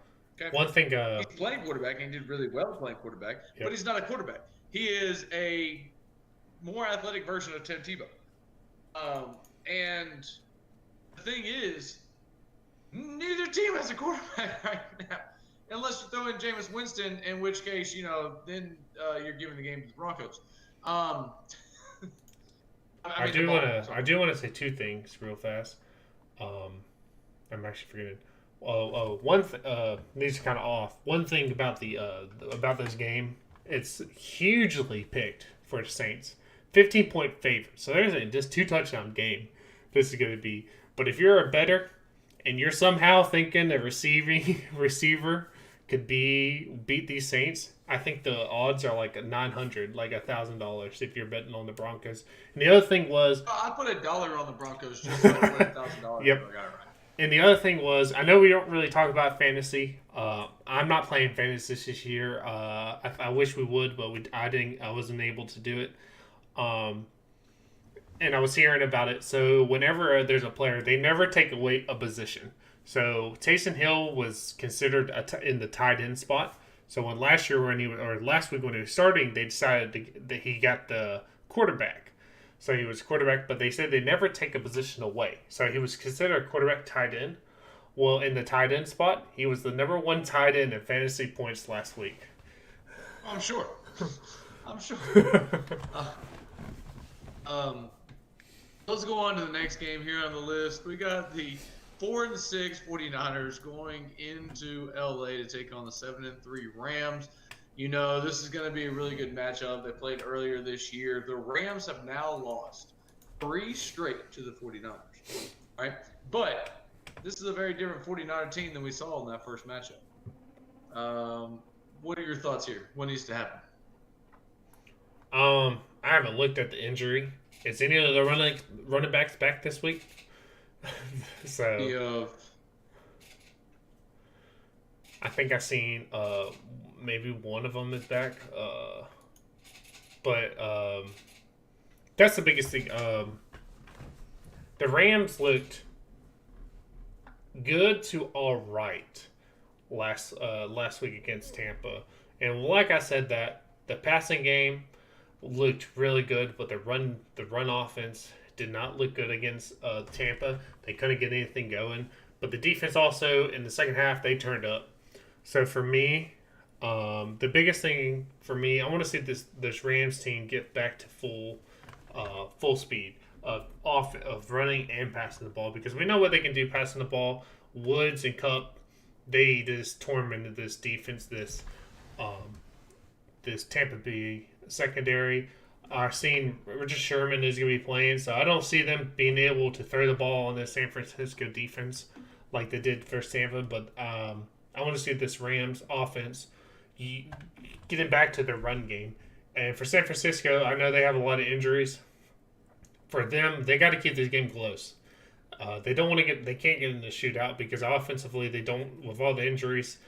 I think Kettle's still out. They can't get in a shootout with these Rams. They have to keep it close, and they have to rely on their defense to come up with some turnovers, because Goff is a turnover machine if you're able to get pressure on him. So,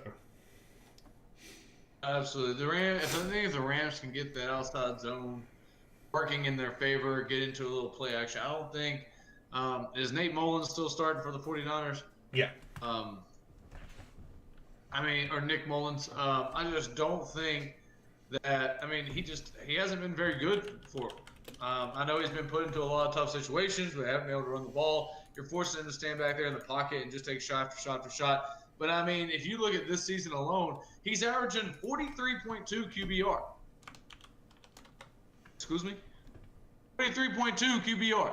Like, and don't get me wrong, like I said, you're putting him in a lot of bad situations because you're forcing him to stand back there and sling it because you're getting down in games. And so, you know, you put him back there. He's already thrown 6 interceptions over the last couple weeks. Now you got Aaron Donald chasing you down. It's just, it doesn't look good for him. I think that if the 49ers are going to stand a chance here, they've got to run the ball. And it's funny, I keep talking about this. These lesser teams that don't have a gunslinging quarterback back there, what do they have to do? They have to run the ball. And so if you can get, I know that the 2 running backs for 49ers, Wilson and Mostert, are both questionable. If they can actually have a chance of being able to be consistent and be on the ground and actually take a little bit of command of this and wear down that extremely talented Rams defense, who, like I've said week after week, is the second best defense in the league after the Colts. And that's how you end up giving yourself a chance to be able to really take this.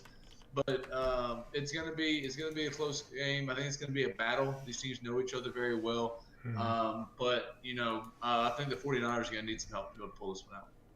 I agree. So let's go on to another big time matchup, right? You've got the up and coming GOAT in Patrick Mahomes and this 9-1 Chiefs team that has been absolutely rolling, except for when they play Las Vegas, going against the GOAT and Tom Brady in this Buccaneers team. They're going in Raymond James. You have one of who I think is, we're talking about first and second, the third best defense in the Bucs, right? Going against, in my opinion, the best offense in football right now in the Kansas City Chiefs. You have Tom Brady, who hasn't completed a deep ball since week 5, going against one of the most explosive offenses in the league. Now, the Kansas City has shown against the Raiders that they struggle when somebody can run the ball against them. The Buccaneers have proven that they are their best when they can run the ball effectively, and you're not asking Tom Brady to stand in the pocket and take those shots. So if the Buccaneers can get a solid running game going against the Chiefs and be able to keep this a manageable game, I think that's how they pull out this win. The trick is you cannot get into a shootout, Patrick Mahomes. Mm-hmm. If you get into a shootout with Patrick Mahomes, you're going to lose that shootout 99.5% of the time. That dude is absolutely amazing to watch, amazing to see how he dials it in. After that comeback win against the Raiders, they asked Andy Reid his thoughts on it. He goes, "Gave me a minute and a half with Patrick Mahomes." That's like saying back in 2002 when you give a minute and a half to Tom Brady. Guess what? Tom Brady's an old fart right now who needs to rely on a running game. Patrick Mahomes is the young buck in town coming to go steal his goatee crown and start a new dynasty there in Kansas City with Andy Reid and his $500 million 10-year contract. I agree. For this one, I have Michael in my chat say our defense has to step up, and I'll start with that. Tampa's defense, they definitely have to step up because the secondary, they have issues. They jump on passes, they guess on routes, they're always looking into it. They're gonna have their biggest tough. Like if they thought the Rams with Woods and Cup was a challenge, today's gonna be a bigger challenge with Hill and all these weapons the Chiefs have. So my biggest thing is what made Tampa dominate at the beginning of the year, because making Tampa look like at one point everyone was talking about Tampa has the best defense in the NFL. The front seven got after quarterbacks. If it was White, David, or I can't think of the other guy come to my head, but they got after the quarterbacks, and the front seven was helping this back thing. So I think this game they need to get after Holmes, but the only problem is Patrick Mahomes is probably the best quarterback in the NFL that does amazing against blitz. Go back to week 2 when Baltimore won against them. I think he was 14 for 17 against the blitz. So that's the only problem. You're going to have to get after Patrick Mahomes, and that's what Todd Bowles wants to do. But it's very hard to blitz Patrick Mahomes because he does such a great job against the blitz because he figures out where the blitz came, and we saw against the Rams what the Rams did. They motioned a lot of people to see what the coverage was, and they waited till less than 5 seconds to see who was coming where so they could figure out where they blitzed and so they could take their mismatches. So I see the Chiefs kind of doing the same thing, trying to see where Bowles wants to blitz and try to go against them. The other thing for me is Tampa Bay offense because I feel like this matchup is all about Tampa. Tampa has to do more to beat the key Chiefs. And the biggest thing for us, they need to run the ball. They need it. I know Fournette everyone was hyped about him coming to this team, but Ron Jones has played better. Fournette tippy toes to the line of scrimmage. Ron Jones hits that hole. For me, they can do it. They can run the ball against these Chiefs, and they're gonna have to. They have to run the ball. They have to pound these Chiefs. And that's what's going to help open up for Tom Brady to be able to throw the ball because he can't just do what he did against the Rams, come out and just try to throw it deep and go. Once again, I think it was 1 for 7 with 2 picks. That's not going to beat these Chiefs. You're going to have to run the ball. He hasn't completed a deep ball since week 5. Yeah, I think it was for 15 yards. He's for 30 or something like that since week 5 on deep balls.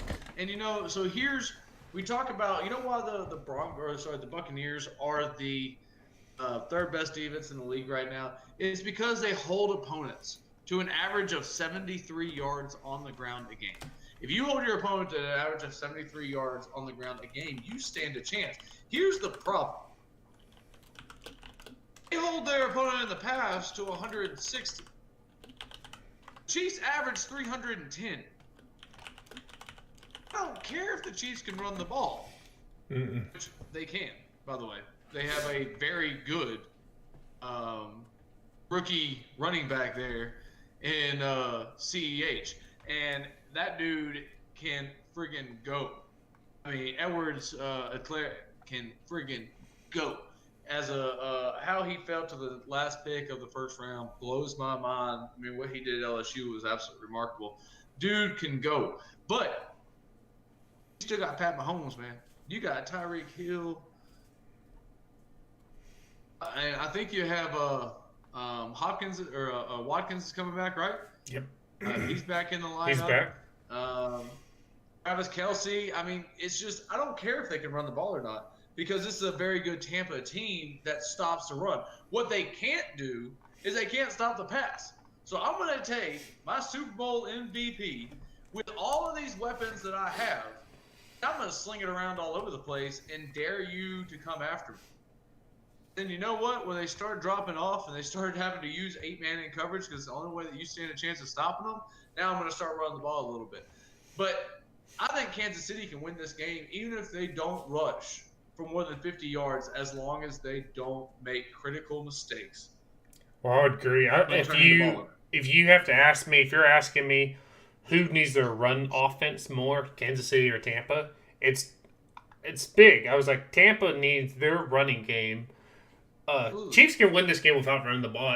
They will run the ball because their offense, their passing attack is such a threat that it'll open up for the run game.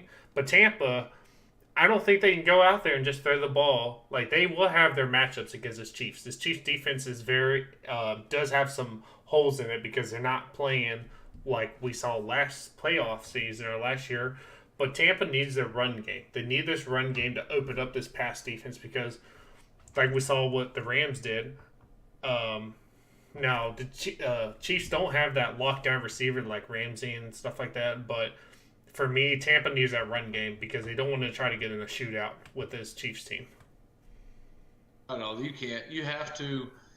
If the Buccaneers do not run the ball, they are not going to win this game. Mm-hmm. It's that simple. Now, if they can get a solid running attack going, much like the Raiders did, then they stand a very good chance because I think they're a better rushing offense than the Raiders. But you saw how the Raiders' offensive line took command of that front seven with the Chiefs and just ran it down their throats and then allowed them to stand a chance there at the end. I mean, what a ball there. I mean, what a game by Carr. He played his balls off, had a tremendous game. He had the one pick there at the end, but I mean, he had to force something up. But, you know, if they can get a running game going, Tom Brady always stands a chance. And that's the thing. If they can get it to the end, if the game's on the line and the ball's in Patrick Mahomes' hands, I'm taking Patrick Mahomes over Tom Brady at this point in time. And a lot of it has to do with the help that he has around him. Don't get me wrong. Tom Brady has a lot of help around him, but they've proven that they need a little bit more. They got to get some kind of juice going. I don't know if that old man has the arm to get it downfield like he used to. Patrick Mahomes can just flick a finger and throw it 60 yards. I mean, I thought Tom Brady didn't have an arm, but if you saw that Rams game, he was overthrowing receivers. So he has the arm. He just, I think this is going to be high scoring. It's going to be high scoring because this Chiefs defense, this defense is not like the Rams. So I think it's going to come down to the wire. And these are two quarterbacks Tom Brady has done in his career. Late game clutching it, and everyone's seen Patrick Mahomes does. We saw with the Raiders him getting the ball with less than 2 minutes. So to me, it's going to be who has the ball the last and who makes the mistakes because we've seen Tom get a little. I think he has 9 interceptions. That's as many he's thrown at Patriots. So it's going to be these two quarterbacks. I'm going to say because it's going to see who gets the ball last and who's able to keep the other one off the field. Absolutely. So let's go on to the next matchup we have. You know, we're both Chapel Hill guys, so we both watched this guy playing throughout college. It's going to be interesting to see. He struggled so far his first little bit in the league. He had a really good sophomore year, but he's going to get another chance. You got Mitchell Trubisky starting again for the Bears as they go into Lambeau Field to take on Aaron Rodgers and this very talented Packers offense. What are your thoughts on this game here? I thought there was some the last couple of weeks with the Bears been struggling. I'll go in this real fast. The people said should Nick Foles start over Trubisky or should Trubisky get better? I think Trubisky gives them a better opportunity just because of this. I think Nick Foles is the better quarterback, but the offensive line has been their biggest weakness. Now, Trubisky, he can scramble, and his feet, Nick Foles ain't running around. So I think for me, this week they gotta get clever in their offense, and I don't think they can just go toe to toe with Green Bay and throw the ball. The biggest thing for me. They need to run the ball in Green Bay, and guess what? Green Bay is the best team to run the ball against. So for me, it's can the offense. I've said this before, a lot of matchups, and I feel like it. Chicago got to make this game look ugly, and what I mean like that, they got to pound the ball, and they need their defense to come up and make some plays and just keep Aaron Rodgers keep the explosive plays. That's the biggest thing. Don't let him go out there and just sling the ball. So for me, the Bears have to time possession, be able to run the ball. If they're not going to be able to run the ball against this Packers defense, first of all, that's saying something because the Packers defense, rush defense, is horrible. So I do say the Bears have a really good chance if they don't get behind. That's the biggest thing. Don't fall behind and make Mitchell throw the ball and try to get you back in this game. Matt LaFleur is 5-0. The Packers coming off a loss, so he has a way of being able to find that little niche they need to be able to really kind of push forward to make a strive to make something happen. And of course you have Aaron Rodgers back there with all of their weapons. Here is the Bears' strength. It is their defense. They are one of the worst statistic offenses in the league. One of the worst.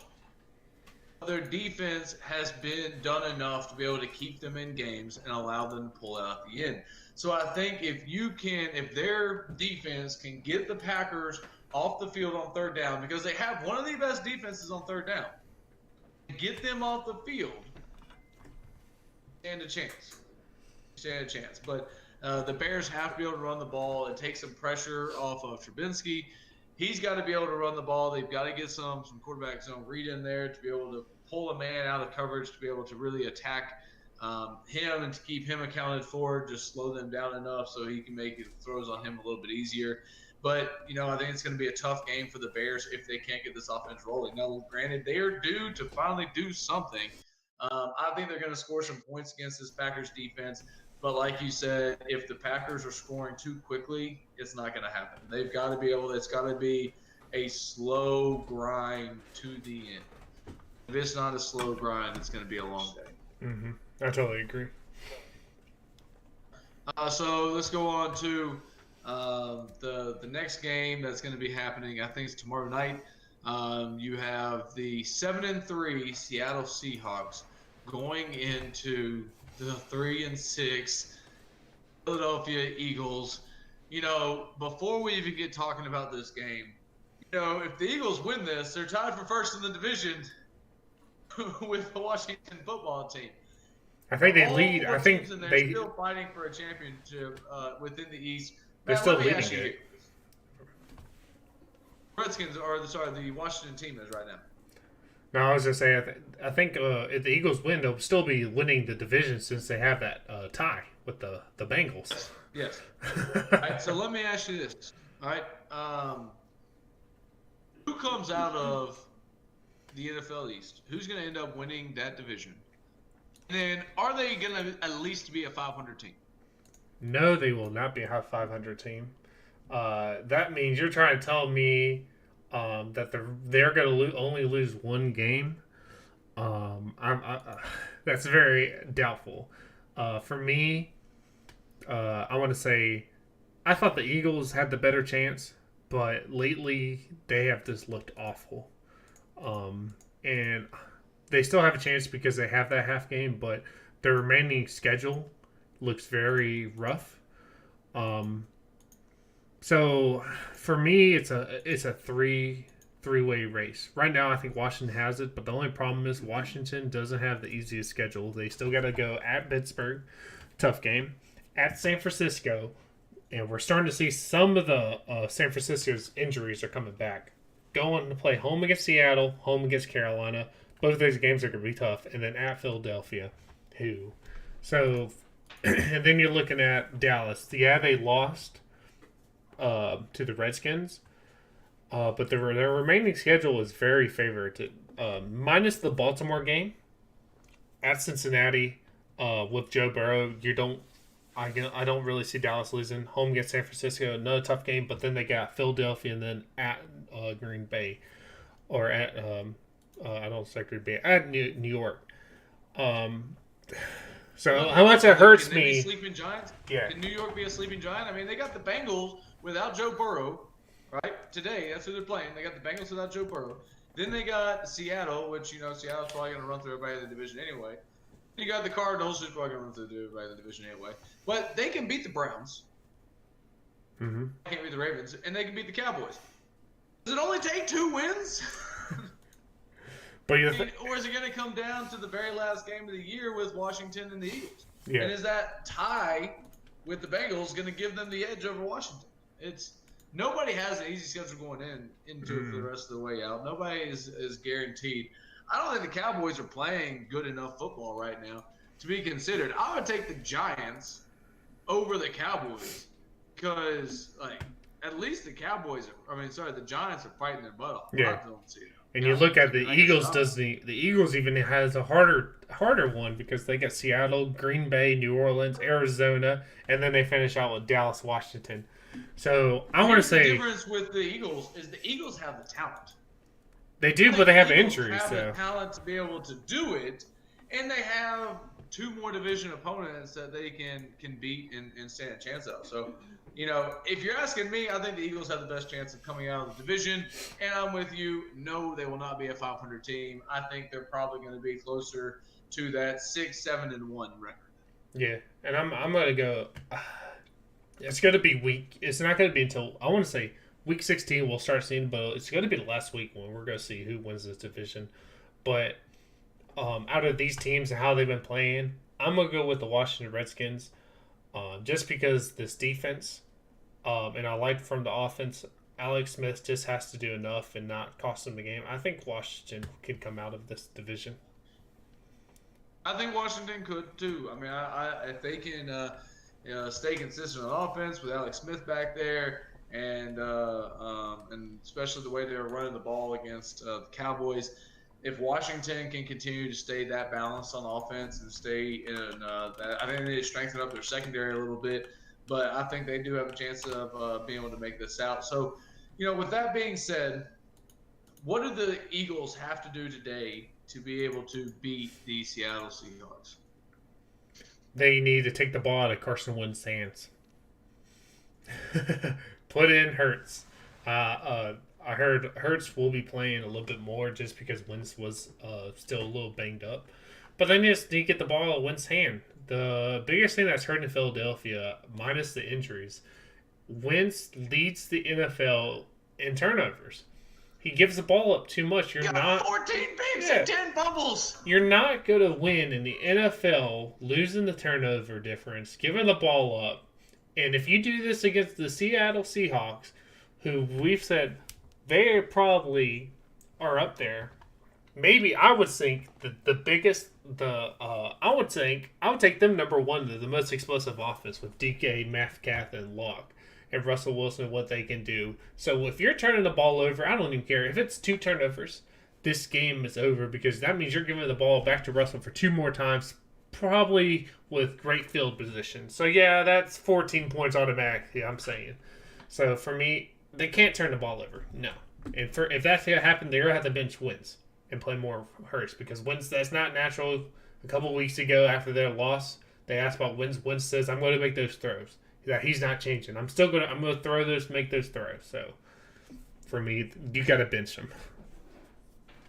It's not looking good for him right now. I'm a big Carson Wentz fan, just from seeing him come up to the FCS and saw what he did at North Dakota State and what he did early on. But I mean, I don't know what's going on necessarily with him, whether he's just trying to do too much or feels like he has to play outside of himself. But hopefully, they'll be able to hold this together and make it a game, because I do think this can get out of hand extremely quickly. I mean, DK Metcalf has been on a tear. I mean, the dude went for 7 catches and 160 yards last week, and he is an absolute monster force that can go absolutely wild on this Eagles defense if you have this offense going 3 and out consistently, putting that defense back on the field and put a lot of pressure on them. So I think it's going to be a very tough game for the Eagles if they cannot get an offense moving. If they can't score points, it's going to be an ugly day. Mm-hmm. I agree. So, and then let's go about the game that was supposed to be my favorite on Thanksgiving. Mm-hmm. A rematch between the Baltimore Ravens and the undefeated Pittsburgh Steelers. But scheduled for today at 1. Here's the thing that's going to be interesting about this is that if they end up being able to play this game on Tuesday, Lamar Jackson, your reigning NFL MVP, is on the COVID list. Mm-hmm. He's out. Does that mean we're going to get to see Robert Griffin III coming back? Yep. Woo! Oh, that's what I've been waiting for. RG3 coming back as a starting quarterback in the NFL. I hope he absolutely goes off. I'm a huge fan of RG3 and what he did at Baylor, what he did early on with the Redskins until Kirk Cousins came in and took his starting job. And we see what Kirk Cousins is doing with the Vikings, a whole bunch of nada. All right, so I am excited to see what an energized RG3 with a second chance as the starting quarterback is to come in here and do against one of the most talented defenses in the NFL in the Pittsburgh Steelers. I think the struggle, though, is going to be with the Baltimore defense. I'm gonna flip it on his head. I know you said their defense. I'm more worried about this offense, and the reason why is, Robert Griffin III is playing, and so the offense might do more what Lamar hasn't been able to do, throw the ball. But the biggest thing for me is you talked about Lamar Jackson being out, but both their running backs are out too. So they're playing Gus Edwards, and you'll see Justin Hill because that's who they're going to. So you're telling me that the number one rushing offense is missing 3 of their key players. Now is going to be even better with Robert Griffin, Gus, and Justin. First, the Baltimore Steelers, who has the best rush defense. Yeah, the Ravens was able to run the ball against them, but I don't think they're going to be able to run the ball against this Pittsburgh with these injuries. I don't think RG3 is going to... And that's the other thing. Is RG3 going to be healthy? Stay healthy this game? Hey, don't put that kind of juju I'm just saying, he has a history. He doesn't slide. It's going to be healthy. He's going to be able to run the ball. Lamar Jackson is the leading rusher for this team. All right, so don't talk to me like the Ravens are some dominant rushing team. They lead the league in rushing, but they have Lamar Jackson back there, quarterback, who's leading the team in rushing. And so, I mean, it's not like they've just been a dominant force. You have him just being special and just doing him. So it's not like they've had to rely on the rushing game anyway. However, you're right. It's going to be an uphill battle. But I do think that this team is going to rally behind RG3. I think that they're going to get behind them. I think they're going to get off to some quick starts. Here's the thing. All right, here's my key to victory right here for the Baltimore Ravens. For the first time all day, I'm not even going to say they need to run the ball. But you don't need to run the ball against the Pittsburgh Steelers because of how good that defense is in the run game. Here's what you need to do. You need to get the ball out of RG3 hands quickly. Right? Your receivers have to find ways to get open on short and intermediate routes. They've got to find a way, okay, where they're not having to sit him in the pocket for long periods of time. Because that's not what he's going to do very well. It's not what he has done very well. You've got to get him on the move. When you run play actions, you've got to run boot play actions, naked play actions. Get him out on the edge so he can make a little 5-yard pass and allow a receiver or tight end to get upfield for another 2 or 3, or he can turn it down and take off and run with it for 3, 4, 5, 6 yards, and maybe we see a little bit of the old RG3 that busts a 30, 40, 50-yarder out on him. Who knows? But to be able to make that effective, you do have to get some help within the run game so you can get out on those nakeds and get out on that perimeter and get out there and be able to get him moving away from a very talented front seven with the Pittsburgh Steelers. Because the last thing you need are those guys taking a beating on a quarterback that has had trouble staying healthy. But, I think it's going to be an exciting game. I think that the Ravens are still going to find a way. I mean, it's like we talk about with all these other rivalries. It's still the Ravens versus the Steelers, regardless of the records, regardless who's in there starting quarterback. Anything is possible. And it's not like you have somebody like, I don't know, Will Greer back there, quarterback. You still have RG3. You still have a Heisman Trophy winner. And a starting quarterback in the league who took Washington to the playoffs as a rookie in a very dominant fashion and was a very solid quarterback before he got hurt leading this team. So, I think there's still a good chance there. My biggest thing is this is going to be still a good game. Everyone's going to be watching it because how historic this is. Baltimore and Steelers. Like you said, all these games, if I remember right, no one has won this game more than a 2-point touchdown in the history. All these games are close. But my only concern is 20 players have been put on the COVID list for this Baltimore Ravens. That's a lot of people, depth-wise, starting-wise. So my thing is, how much we're going to see how many backups. I brought up the depth chart just to see how many people. Right now on the depth chart, they don't have a right tackle or a defensive tackle, and their defensive line took the biggest hit. In the offensive line, those are the two things that take the biggest. And what's had this rival been about? The trenches. This has been about the trenches.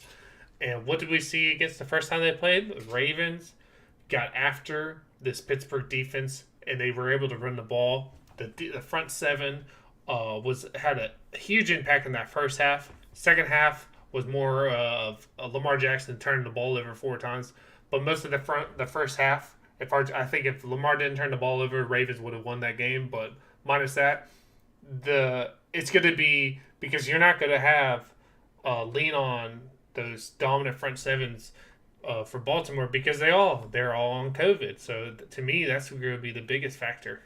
Is this who wins the trenches? And I'm going to lean on the Steelers just because of all of these players out. Yeah, it'll be interesting to see there. So let's go ahead and get on to our picks here as we're wrapping up this episode 5 here of Double V Sports Talk here on Twitch, Facebook, and YouTube. Let's go on with the Tennessee Titans. Derrick Henry going against Phillip Rivers and the Indianapolis Colts in Indianapolis. Who do you have? It was a hard pick for me. I want to say I was leaning Tennessee for the bounce back game.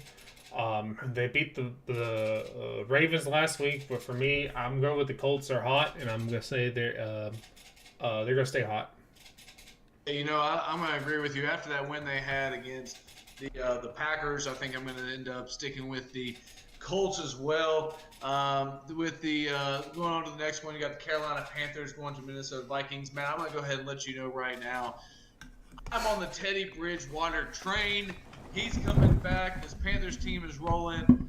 You know, I'm going with the Carolina Panthers over the Minnesota Vikings in a very fun game. Get after Kirk Cousins, put him on the ground, beat him up, sling him around. Let's friggin' go Panthers. Yep. Who do you have in this matchup? I got the Panthers also. We saw this offense, what they did without Teddy back. I think they're going to look better. And the biggest thing I took away from last week, this defense that was lacking with 10 sacks in the season, they got after Matt Stafford, and they're going to get after Kirk Cousins today. Agreed. All right, so now we got Kyler Murray, number 1 of the Cardinals, going against number 1 Cam Newton of the New England Patriots. Who are you taking in this matchup? I got the Cardinals. I don't think Patriots have the talent or the players on their roster to control Murray today. I say Murray runs all over this team. Especially after seeing him struggling there with his shoulder before. You know, I think he does more on his feet. But this dude's still going to end up going off. You got a very bad Patriots defense going against a very hot offense right now. I'm taking the Cardinals over the New England Patriots as well. Let's go on. We got the quarterbackless Saints going about the quarterbackless Denver Broncos. Which quarterbackless team is pulling this one out? I just looked. They were 15.5 point favorites. It's now to 16 points and a half favorites.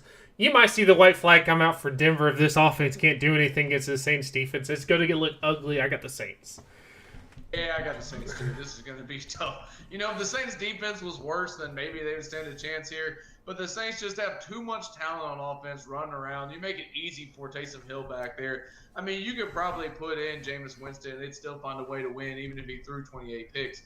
And so, you know, it's going to be a tough game for the Broncos today. But you know what? It's not like they've played with a quarterback all year. So, you know, Sure. bang, shots fired. All right, you got the 49ers heading into L.A., Matt. Who do you have in this NFC West matchup? This is going to be a good game. I think, like I told you, a divisional game. So I'm not expecting a blowout, but I think the Rams, they had a lot of what they took what they did against Tampa. They could definitely take into San Francisco and going against them and do what they did against Tampa.